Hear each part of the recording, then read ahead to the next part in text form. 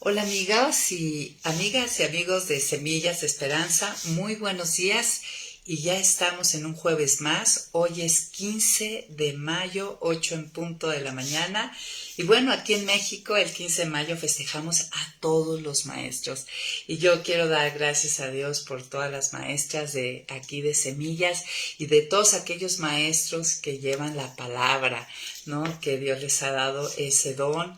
Yo agradezco muy particularmente la vida. Dios me dio me ha dado excelentes maestros, pero hoy quisiera mencionar en especial y dar gracias a Dios por la vida de Ceci Ledesma, mi primer maestra que me llevó a Cristo, y de verdad que Dios me dio la mejor maestra. Después tuve otra maestra, Brenda Cairns. Tuve después en mis primeros pasos, estuvo también, bueno, ya no primeros pasos, Esteban González.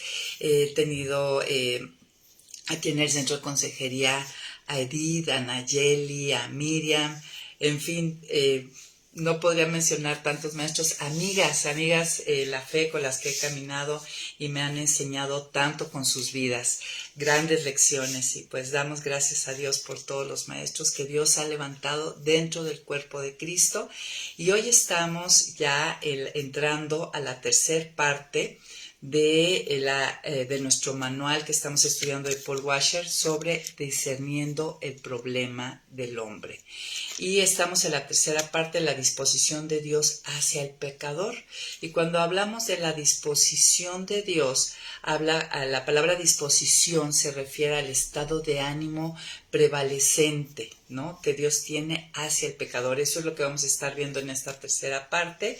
Hoy particularmente la lección 12 el título sería La angustia de Dios ante el pecado del hombre, entendiendo que angustia quiere decir estado de dolor, sufrimiento o congoja o aflicción. Cuando hablamos de angustia estamos refiriéndonos al dolor, a un estado donde estamos experimentando dolor, angustia, congoja, aflicción, tribulación.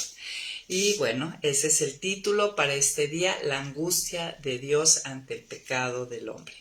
Y pues vamos a orar para empezar, y damos la bienvenida a todas nuestras amigas que se están conectando esta mañana. Gracias por estar aquí jueves a jueves. Señor, damos gracias, damos en verdad gracias, pues como decía hace un rato, primeramente por todos los maestros que tú has puesto en nuestro camino y que nos han enseñado fielmente tu palabra, y no solamente tu palabra en un nivel teórico, sino que hemos visto con sus vidas la realidad en ellos. Y Señor, pues damos gracias por todas estas lecciones, todo lo que nos has enseñado a través de este manual. Bendice, Padre, y dispón nuestro corazón esta mañana.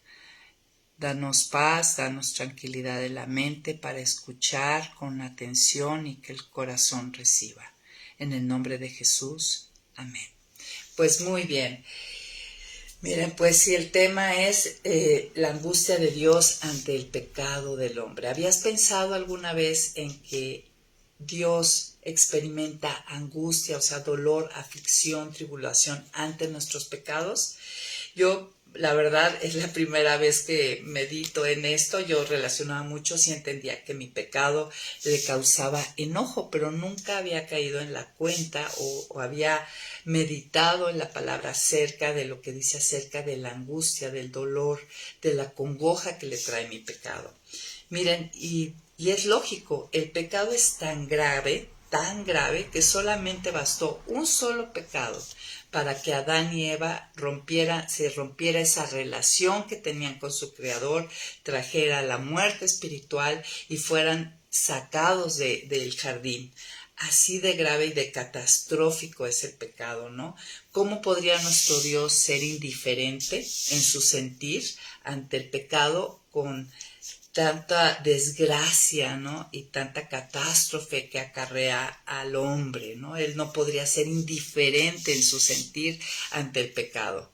Y bueno, damos gracias a Dios porque su palabra nos confronta con amor y eso es lo que va a suceder este día y sucede cada que abrimos la palabra, ¿no? Nos confronta con amor. Hoy estaremos sobre una enseñanza profunda y delicada sobre la angustia que siente nuestro Dios cuando pecamos. Y pues nuestras acciones pecaminosas sabemos que afectan a otros y a nosotros mismos, ¿no? O sea, eso lo sabemos cuando alguien peca contra mí, pues me causa enojo, me causa dolor, me causa deseo de vengarme, ¿no? El pecado de otros contra mí no me causa el deseo de perdonarlos, sino más bien de que él también sufra, en fin. Estamos muy claros que los pecados que otros cometen contra nosotros, las cosas que causan, lo que provocan, ¿no? La angustia que nos trae muchas veces. Y también cuando pecamos contra nosotros mismos, contra Dios, pues hemos experimentado también el desastre que trae a nuestra vida, en nuestro sentir, ¿no? Nos entristecemos, nos preocupamos, sentimos culpabilidad. Entonces estamos muy conscientes que el pecado da efectos en nosotros, pero habíamos pensado que mi pecado también tiene un efecto en el sentir de Dios. La lección pasada estuvimos hablando de pues qué era el pecado y entendimos que el pecado primeramente es contra Dios, ¿no? Y si entendimos que el pecado es contra Él, ¿cómo no es algo que cometemos primeramente contra Él, independientemente que yo lo esté haciendo a nivel horizontal contra otro o contra mí mismo? ¿Cómo no podía causarle nada, ¿no? ¿Cómo no podía tener un efecto en su sentir? Si Él siendo bondadoso, se ha inclinado a hacernos bien, es uno de sus atributos, ¿no? Que Él es un Dios bondadoso, totalmente inclinado a hacernos bien. ¿Cómo Él podría ser indolente ante nuestro pecado, ¿no? Indolente se refiere a una actitud donde no se preocupa por el bienestar de los demás. Si alguien se preocupa y quiere y desea el bienestar para nosotros, es nuestro creador, ¿no? Nos creó con ese propósito de disfrutar, de glorificarlo y disfrutar de él para siempre, y él es fuente de todo bienestar, y el pecado hemos aprendido y entendido que nos separa de esa fuente de todo bien, ¿no? Y nos lleva a caminos de aflicción y de dolor. Entonces nuestro Dios no puede ser indolente, indiferente, no causarle nada, ¿no? Cuando Él tiene un corazón perfecto como Padre, ¿no? A todos los que hemos sido llamados, hemos sido adoptados, Él tiene, si nosotros, los padres terrenales, nos dolemos, nos angustiamos por los pecados de nuestros hijos, por lo que les roba, por lo que les quita, por lo que les causa, por el pecado que cometen contra nosotros, ¿qué tal cuando nos deshonran? Duele, ¿no? Sí causa enojo, pero también nos duele. Entonces, ¿cómo nuestro Padre Celestial perfecto podría ser indiferente, ¿no? Como a veces a lo mejor vemos a Dios como sentado en ese trono allá arriba, como a prueba de balas, ¿no? Nada más enojado contra nuestro pecado, pero nunca posiblemente habíamos pensado en el dolor que le causamos. Entonces, si la pregunta es, ¿nuestros pecados provocan o causan algo en él? Sí, la Escritura nos dice sí una y otra vez. Él no es inmune en el sentido de que no le ocasiona nada, ¿no? Claro que en su sentir. Recordemos que Dios es una persona, Dios no es un ente ni una energía impersonal. Hemos aprendido que Dios es una persona con atributos y que nosotros fuimos hechos a imagen y semejanza de Él con atributos de personalidad. Tiene intelecto, tiene emociones, tiene voluntad, ¿no? Y por supuesto que sus emociones se ven afectadas, al igual que las nuestras, a través, es un reflejo de esa imagen y semejanza ante el pecado. Miren, cuando Dios creó todo, Él dijo que era bueno, y era bueno en gran manera. Y eso le trajo deleite. Igual que nosotros, cuando hacemos algo, ya sea sencillo o complicado, y podemos decir, es bueno, ¿no? Lo que acabo de crear o de hacer es bueno, enseguida nos trae alegría, nos trae gozo, ¿no? Simplemente, a lo mejor con mujeres, cuando cocinamos algo para la familia y quedamos satisfechas con el sazón que pusimos, el decir, quedó bien, ¿no? Me quedó muy bien, simplemente el decirlo nos trae gozo, ¿no? Nos trae alegría. Y Dios, cuando nos creó y creó todo, Él dijo que era bueno y luego dijo que era bueno en gran manera. Entonces trajo deleite en ello, pero el pecado, ¿no? Después de la caída, trajo efectos no solamente sobre mí y otros, ¿no? Pero también trajo efectos sobre él. El gozo, el deleite que sentía de lo que había creado fue cambiado por angustia, ¿no? Por dolor. El favor, la gracia, lo que él nos daba sin necesidad de merecerlo, en nuestro pecado, pues no puede ser indiferente. Entonces, la satisfacción que él sintió ante su creación, pues se convirtió de repente ante el pecado, en aborrecimiento. Dios no ama el pecado, no aprueba el pecado, lo aborrece por el efecto que causa, ¿no? Eso es como muy lógico, no podría ser indiferente a ello, ¿no? La paz que había con su creación se volvió en enemistad. Y bueno, todos estos aspectos es lo que vamos a estar aprendiendo en la tercera sección de este manual y, como les decía, muy particularmente el tema de la angustia que causa en él nuestro pecado. Entonces estamos aprendiendo y entendiendo que Dios no es apático o insensible ante las respuestas que sus criaturas tienen hacia Él. No es así como que a mí ni a calor me llega, ¿no? Humanamente a veces decimos ante las faltas de otros, queremos hacernos los fuertes, los indiferentes. No, a mí lo que hizo ni a calor me llega, a mí no me importa, no me hace nada, ¿no? Pero por supuesto que sí, eso es como una autodefensa ante el dolor o el enojo.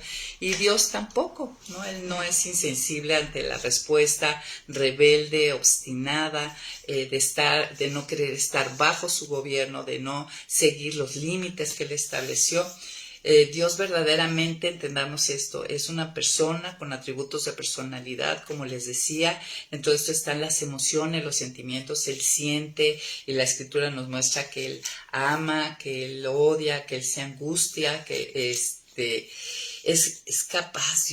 Dios es ese Dios capaz de tener relaciones personales. Y vamos a ir al primer pasaje para ver esta angustia de Dios ante el pecado en Génesis 6, versículos 5 y 6.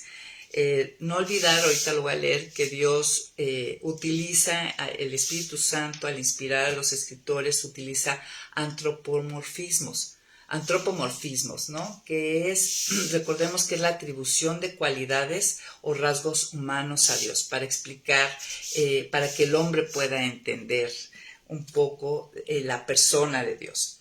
Dice el Señor, voy a leer desde del versículo 5 y 6. Dice, el Señor vio que era mucha la maldad de los hombres. Fíjese, ya para el capítulo 6 de Génesis, después de la creación y la caída, vio que era mucha la maldad de los hombres en la tierra y que todos los planes y pensamientos de su corazón eran siempre los de hacer solo el mal.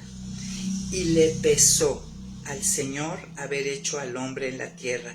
Le dolió mucho en el corazón.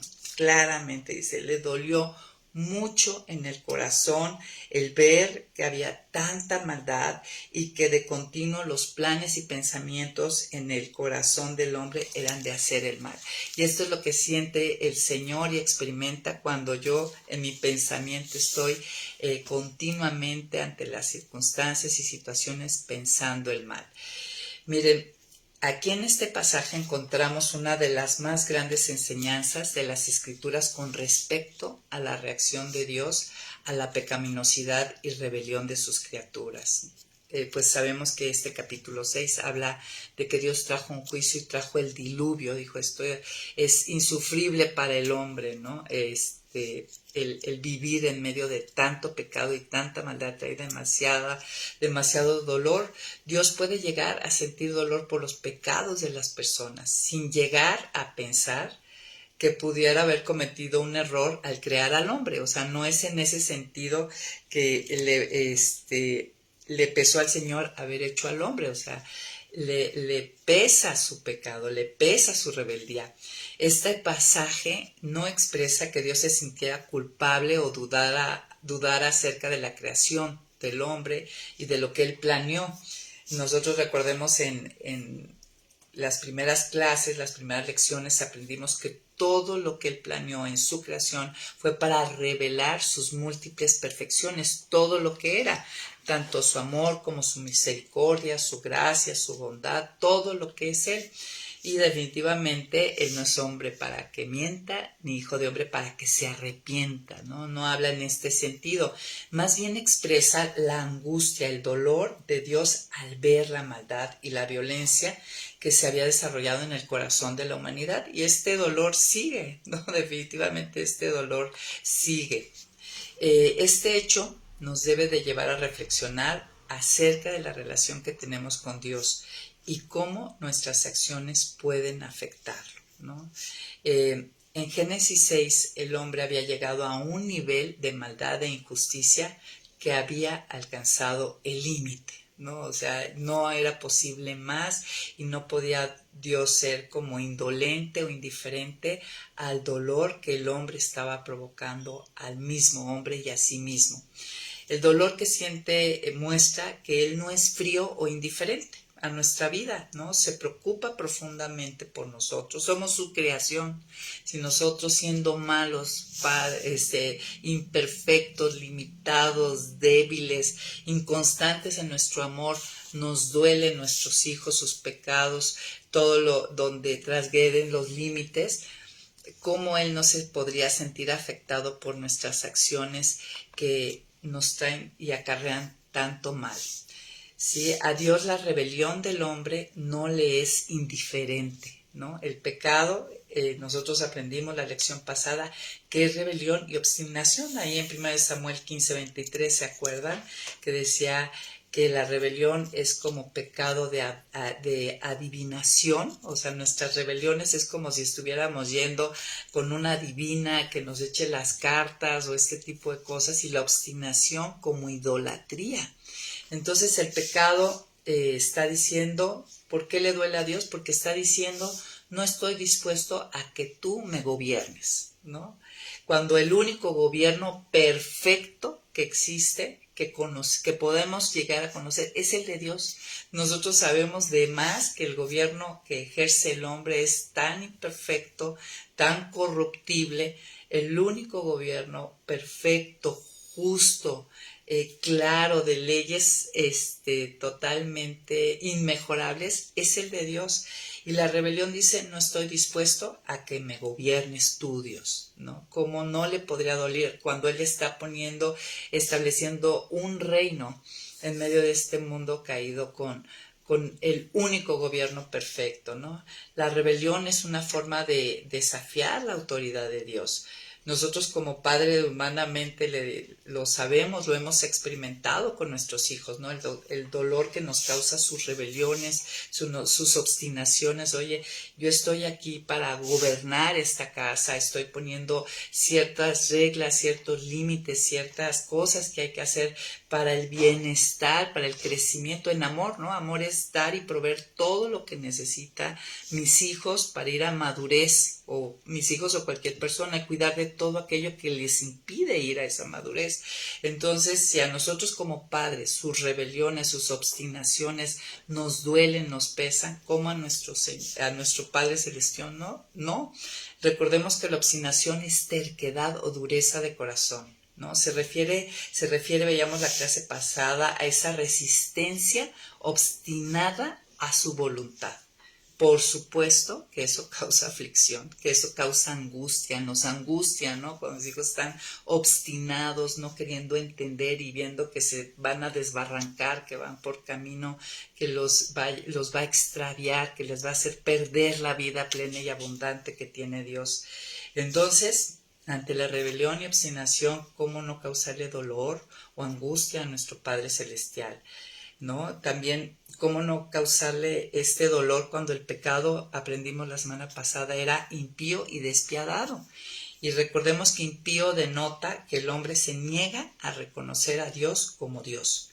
¿Qué tal cuando un hijo no quiere reconocer y en los conflictos no quieren reconocer que somos sus padres? Cuando llegan a pronunciar, tú ya no eres mi padre, ¿no? El dolor que causa.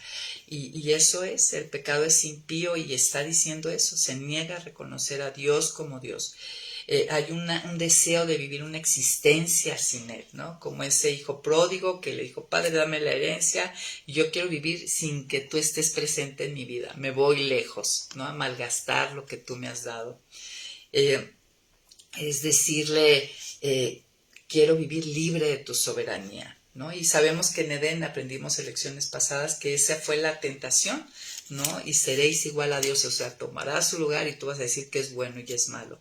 ¿Cómo no le va a doler eso a Dios cuando sabe que si yo me pongo en su lugar únicamente voy a acarrearme dolor a mí y a los demás? Eso le duele, no es indiferente.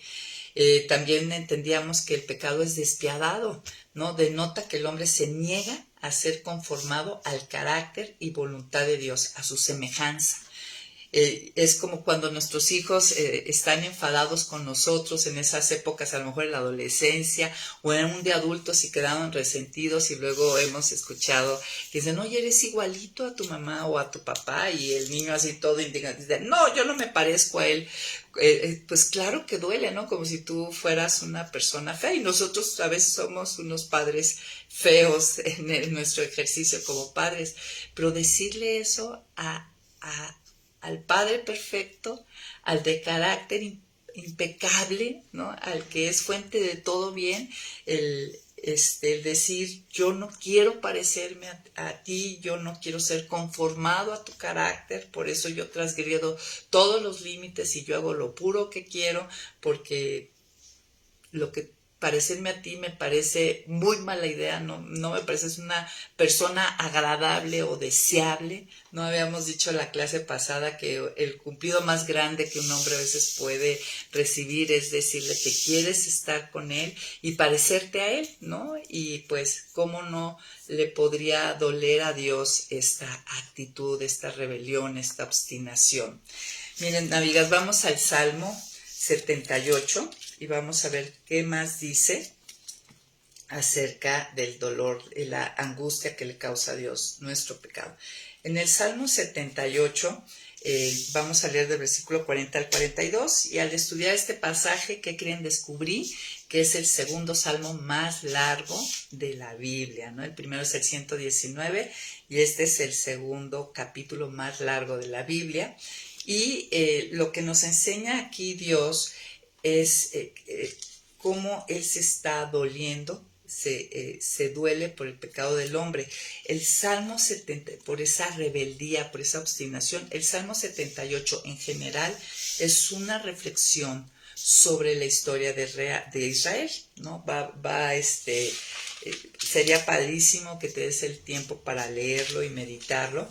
Está destacando, y en esa reflexión de la historia de Israel se está destacando la fidelidad de Dios y contra la infidelidad de su pueblo, y cómo Dios permanece fiel a pesar, ahora sí que vemos cómo se cumple aquí en este pasaje y en nuestra vida, aunque yo sea infiel, Él permanece fiel, ¿no? Y constante en su amor. Y en el tal cual voy a leer del 40 al 43, dice, ¿cuántas veces lo desobedecieron en el desierto? ¿Cuántas veces lo entristecieron en el yermo? ¿No? Después de que Dios lo sacó con prodigios y señales de una situación terrible, esclavitud, esclavos por 400 años, ¿no? lo saca y en el desierto, en esa peregrinación de ir a la tierra prometida, lo desobedecen, eran rebeldes, eran obstinados, no confiaban, dudaban, llenos de caprichos. Y dice, ¿cuántas veces lo desobedecieron en el desierto? ¿Cuántas veces lo entristecieron en el yermo? Una y otra vez ponían a prueba a Dios, provocaban al Santo de Israel, no traían a la memoria su poder, ni en el día en que Él los libró de la angustia, cuando realizó en Egipto sus señales y sus maravillas en el campo de Zoán. A Dios le trae tristeza el que nosotros olvidemos todo el favor, todas las misericordias que hemos recibido de Él, más allá de las cosas prácticas de la vida, donde Él nos ha sacado de problemas, de enfermedades, donde Él caminó con nosotros por el fuego, cuando nos demostró su poder, y olvidar principalmente lo que dice Romanos 12, ¿no? Los 11 primeros capítulos, todo el amor que Él nos dio a través de la obra de Cristo, de la salvación, ¿no? Entonces a Él le duele, ¿no? Que no traigamos a memoria su poder, de la manera en que Él nos libró en el día de la angustia, primeramente de salvarnos de la esclavitud, del pecado, de la muerte espiritual, más todos los favores que ha tenido a lo largo de nuestra vida. Claro, o sea, tú piensas a quién has favorecido constantemente y que esta persona pues fuera así, ¿no? Ingrata contigo, rebelde, obstinada, piensa en esos hijos y que no traigan a memoria, ¿no? Cuando dicen, tú nunca me has amado, tú nunca me has dado, te duele y dices, oye, de verdad ya olvidaste todo el favor, todo el bien que he traído. Entonces, por supuesto que entristecieron al Señor con eso. También otro pasaje que nos llevó el estudio es a Isaías 63. Si estás ahí conmigo, vamos a Isaías 63, vamos a leer del versículo 7 al 10. Y aquí lo que vamos a ver es que el Señor expresa a través del profeta que su pueblo se rebeló y lo afligió. Y esa aflicción trajo ya enfado al Espíritu Santo, lo que provocó que los amara, mostrara su amor de manera diferente. ¿Cómo? Trayendo disciplina y corrección, ¿no? Hemos entendido que el amor de Dios, el Padre Perfecto, nos disciplina, ¿no? No nos va a dejar viviendo en nuestros malos caminos por amor a nosotros. Pero vamos a leer para entrar en el pasaje. Dice, haré memoria de la gran misericordia del Señor. Evocaré sus alabanzas por todo lo que Él ha hecho por nosotros, por su gran bondad hacia la casa de Israel, por haber tenido compasión de nosotros conforme a su gran misericordia. Porque Él dijo, ellos son mi pueblo, son mis hijos, y no saben mentir, y se convirtió en su Salvador. Si ellos se angustiaban, también Él se angustiaba. Fíjense qué hermoso, dice, así es el corazón de nuestro Padre, si ellos se angustiaban, también Él se angustiaba. Su ángel mismo acudió a salvarlos. Por su amor y su clemencia les dio libertad, los puso en pie y los llevó en sus brazos, como lo hizo siempre en el pasado.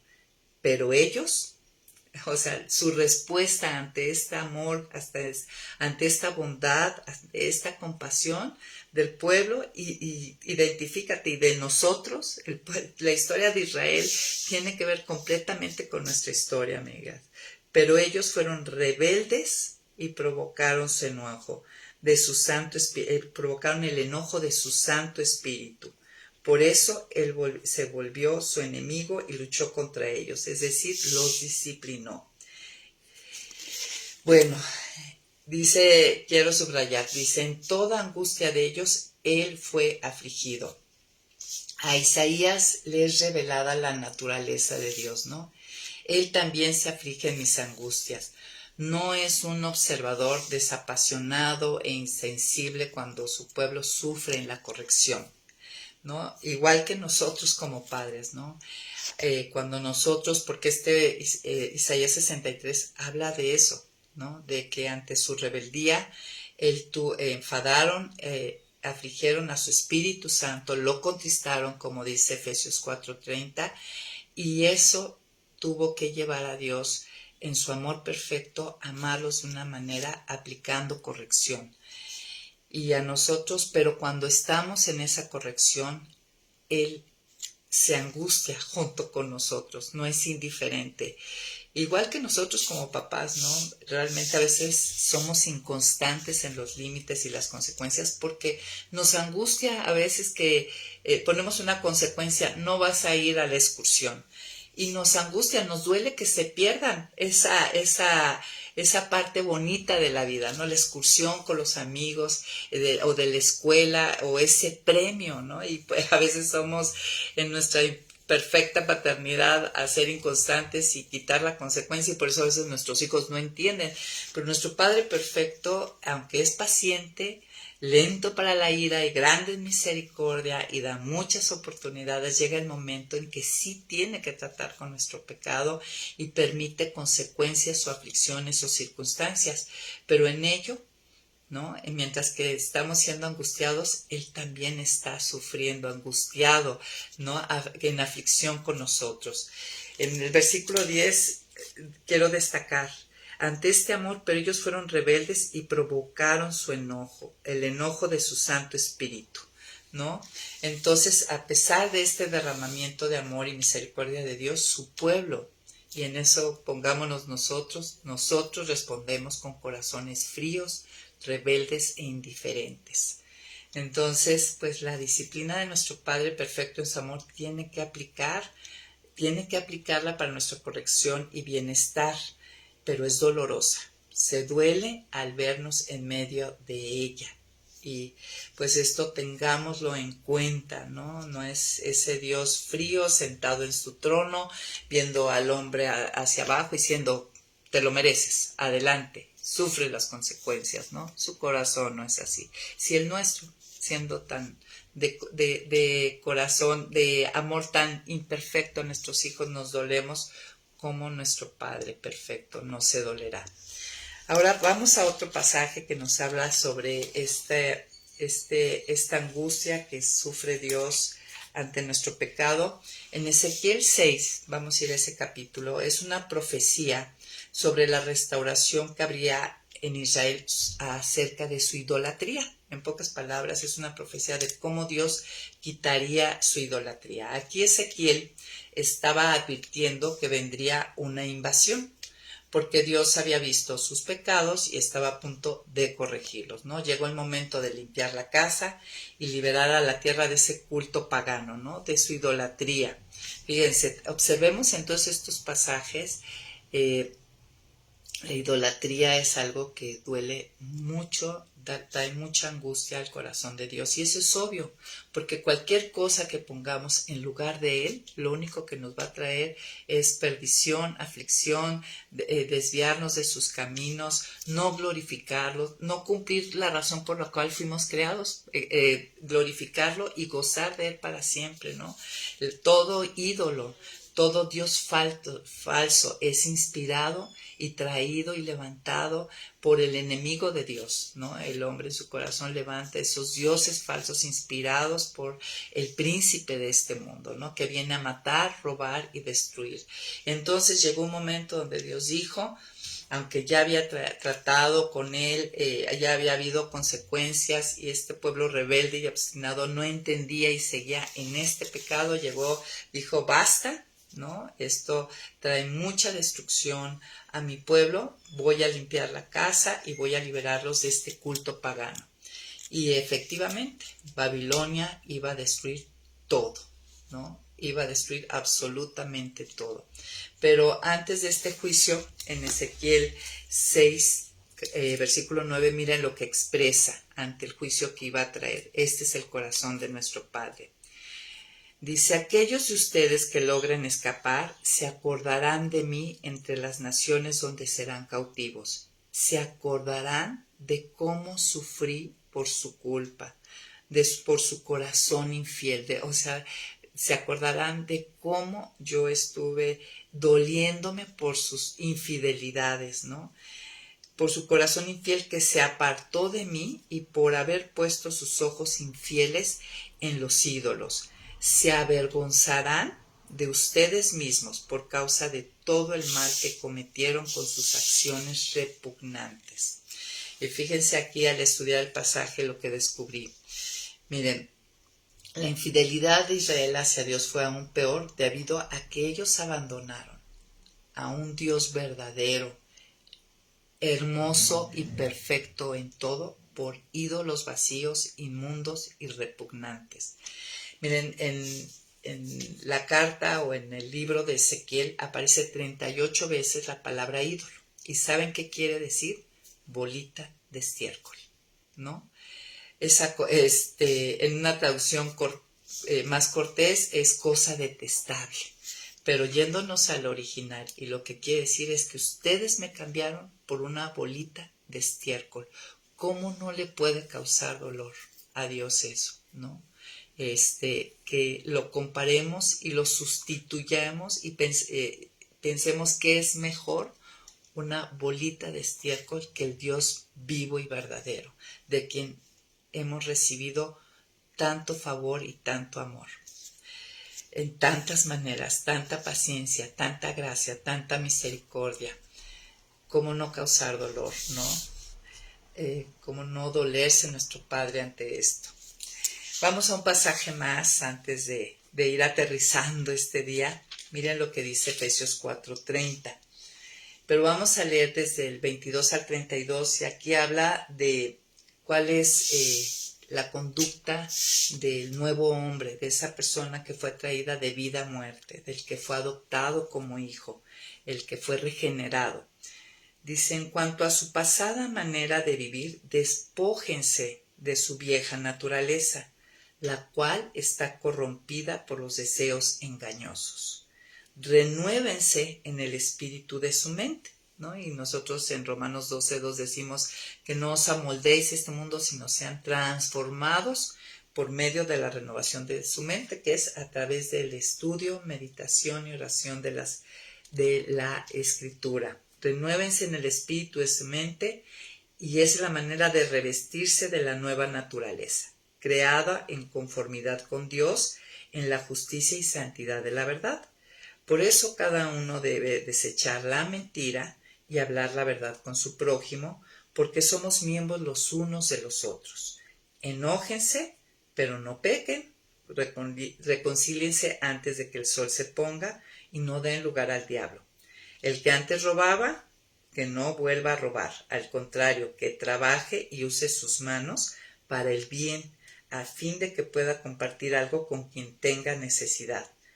No pronuncien ustedes ninguna palabra obscena, sino solo aquellas que contribuyen a la necesaria edificación y que sea de bendición para los oyentes. Y en medio de este pasaje dice, no entristezcan al Espíritu Santo de Dios con el cual ustedes fueron sellados para el día de la redención. Desechen todo lo que sea amargura, enojo, ira, gritería, calumnias y todo tipo de maldad. En vez de eso, sean bondadosos y misericordiosos, perdónense unos a otros, así como también Dios los perdonó a ustedes en Cristo.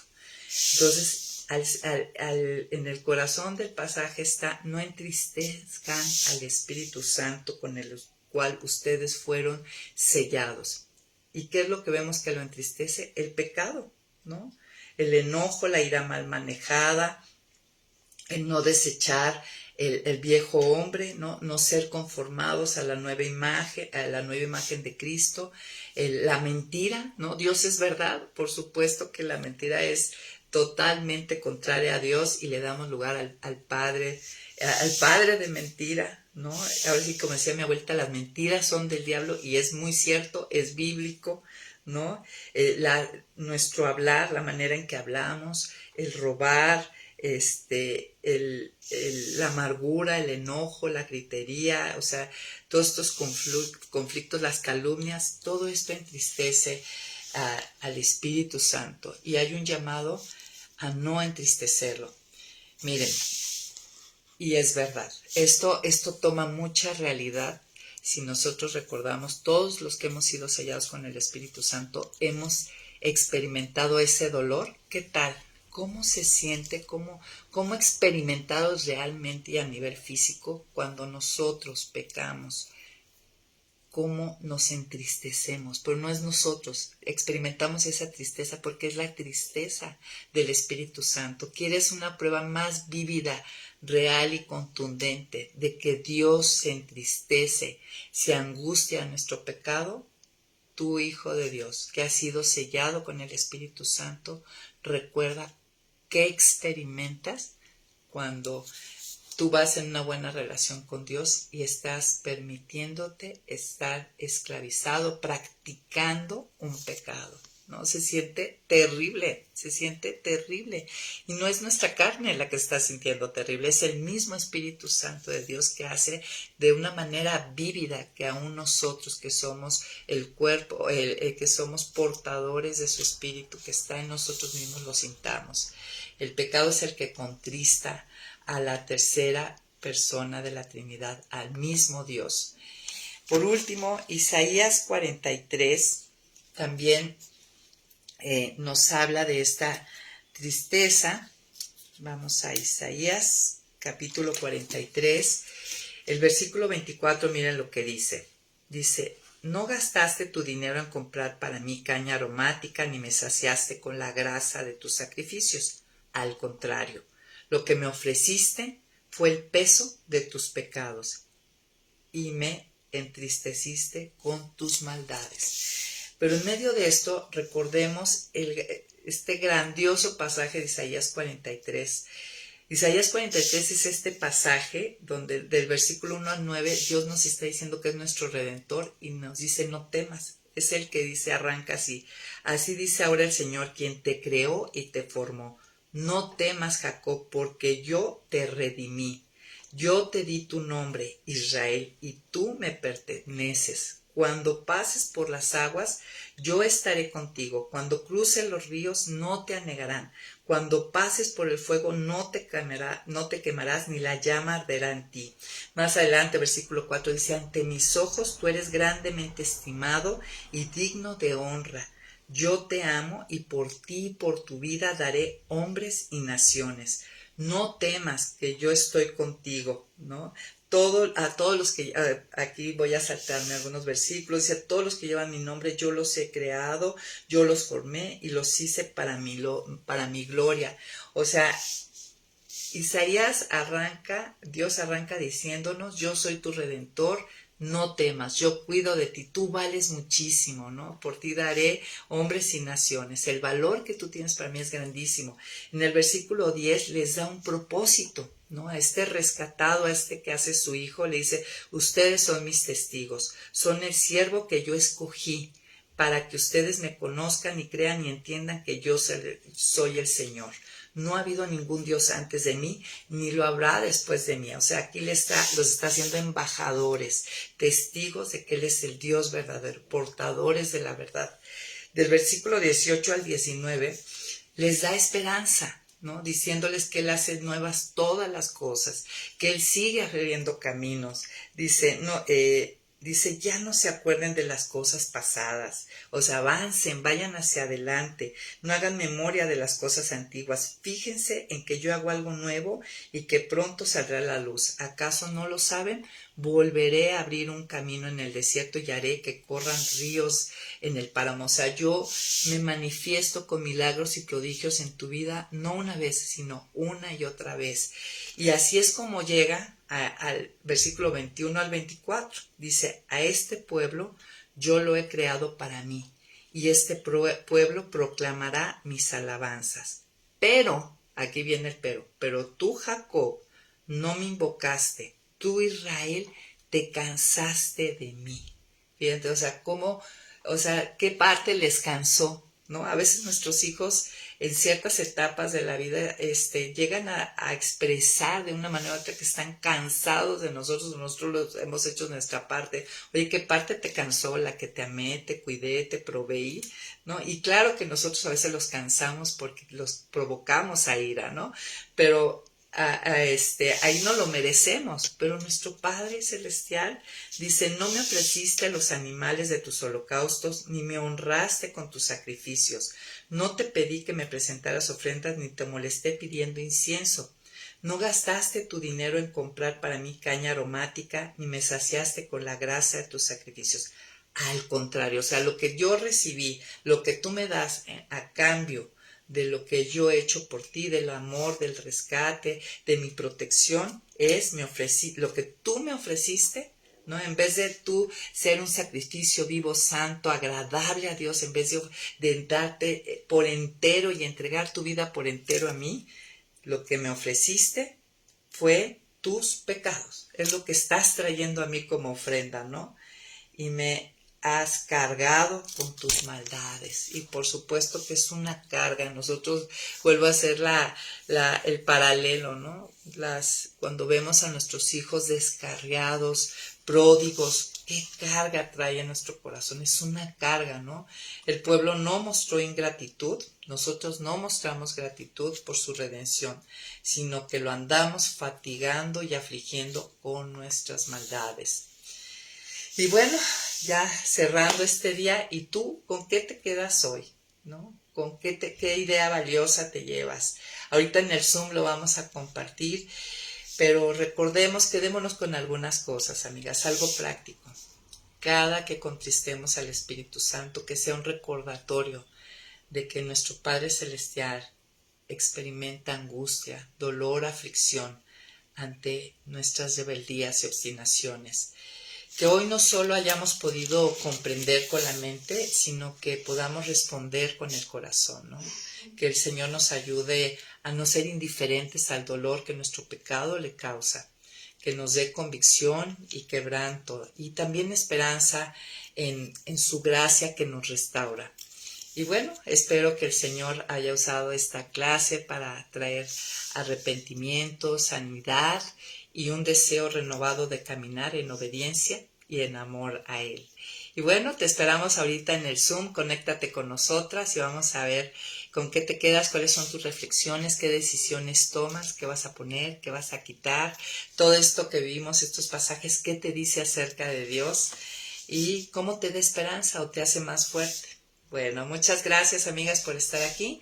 Nos vemos ahorita en el Zoom. Y la próxima semana, jueves 8 en punto de la mañana. Bye bye.